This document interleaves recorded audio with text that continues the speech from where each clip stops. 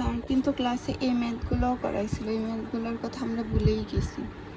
Assume you have rents receivable as follows, তোমাকে হচ্ছে মান দেওয়া আছে, তারপর হচ্ছে তোমার ইন্টারেস্ট রেট দেওয়া আছে, মানে ডিসকাউন্ট রেট দেওয়া আছে। আর বলতেছিল how much would the bank be willing to pay at January 2013, মানে তোমাকে ফিউচার ভ্যালু দেওয়া আছে, তুমি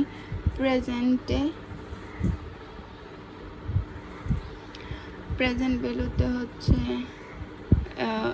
জানুয়ারি মানে 2030, তাহলে তোমাকে প্রেজেন্ট ভ্যালু বের করতে বলা হয়েছে আর কি।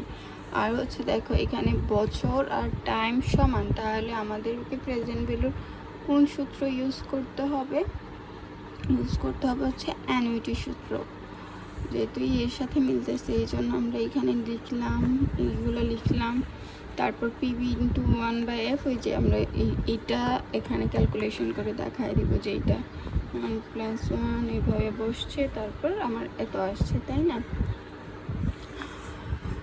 তারপর হচ্ছে if you deposit today in a bank account bearing interest rate 6%, তুমি যদি ডিপোজিট করো বর্তমানে 6% ইন্টারেস্ট রেটে, তাহলে তুমি 10 বছর পর এই যে how much will accumulate in 10 years, 10 বছর পর কত টাকা পাবা। তাহলে 10 বছর পর কীভাবে পাবো? সিম্পলি সূত্র বসাই দিব, পিবি ইন্টু 1+IN, এইভাবে করে ফেলবো, শেষ।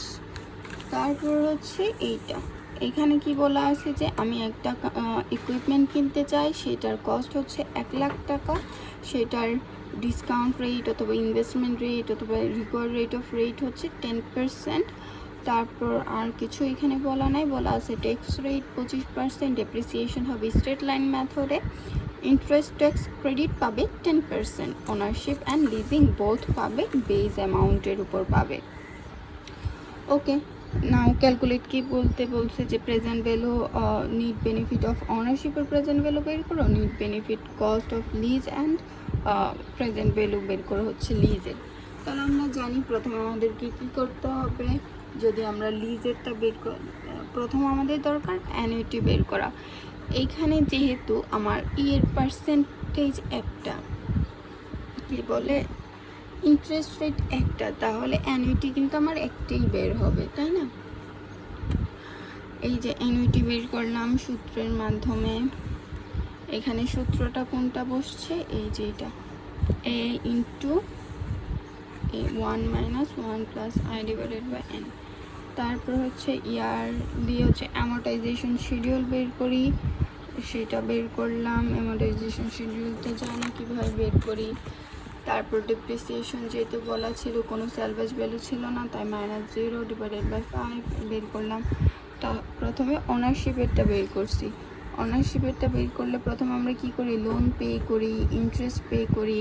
লোন পে, যে লোন পে বের করলাম, ইন্টারেস্ট পে হচ্ছে যে অ্যামোর্টাইজেশন শিডিউল, ট্যাক্স অ্যাডভান্টেজ 25%, এটার উপর বেনিফিট হলে মাইনাসে দেখাইতে হয়। ডেপ্রিসিয়েশন বের করলাম 20,000, ট্যাক্স অ্যাডভান্টেজ বের করলাম, এটার উপর 25%। ইনভেস্টমেন্ট ট্যাক্স ক্রেডিট আমরা শুধু প্রথম বছরেই বিনিয়োগ করে থাকি, সেই জন্য আমরা শুধু প্রথম বছরেই হচ্ছে বেস অ্যামাউন্টের উপর ইনভেস্টমেন্ট ট্যাক্স ক্রেডিট পাবো। বেস অ্যামাউন্ট ছিল 1 লাখ, এই জন্য এখানে আসছে 10,000। এখন আমাকে নিট কোস্ট বের করতে হলে কি করতে হবে, 1 - 3 - 6 এইভাবে করেই হচ্ছে এটা বের করছি।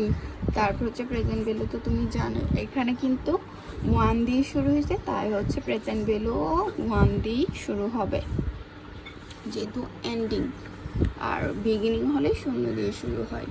তারপর হচ্ছে এটা হচ্ছে লিজিংয়ের ক্ষেত্রে, লিজিংয়ের হচ্ছে লিজ পেমেন্ট হচ্ছে এইটা সমান সেম হবে, যেহেতু আমার ইন্টারেস্ট রেট সেম ছিল। তারপর ট্যাক্স অ্যাডভান্টেজ বেনিফিট কত 25% ছিল, এটার উপর 25% হবে।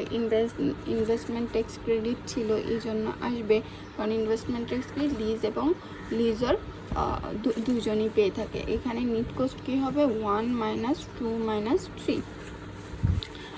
তারপর হচ্ছে বের করলাম লিজ প্রেজেন্ট ভ্যালু, সেম নিয়ম অনুসারে বের করলাম।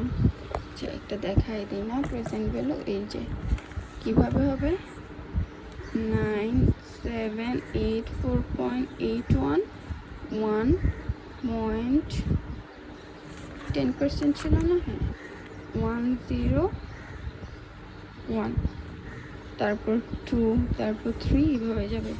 সেম এইটাও 8, 8, 7, 9, 7, 5, 1.10,